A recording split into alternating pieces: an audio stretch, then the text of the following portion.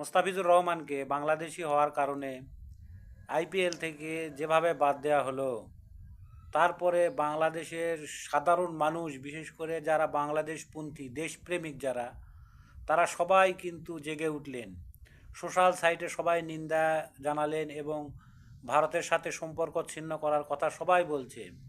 এবং সেখানে বিশ্বকাপে খেলতে না পাঠানোর জন্য বাংলাদেশ ক্রিকেট বোর্ডকে পর্যন্ত বাংলাদেশের যে ক্রীড়া উপদেষ্টা আসিফ নজরুল, তিনি পর্যন্ত আদেশ দিয়েছেন গত রাতে যে ভারতে কোনো বাংলাদেশ দল খেলতে যাবে না।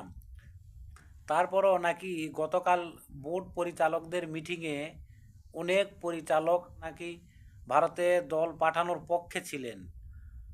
তারা দল পাঠানোর পক্ষে ছিলেন, কিন্তু সরকার থেকে হস্তক্ষেপের কারণে শেষ পর্যন্ত তারা দল না পাঠাতে রাজি হয়।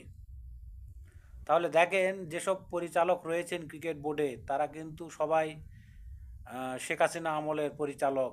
তাহলে গলত কথায় এই 18 কোটি মানুষের ইচ্ছা আকাঙ্ক্ষাকে তারা কোনো মূল্য না দিয়ে তারপরও তারা দল পাঠাতে চেয়েছিল।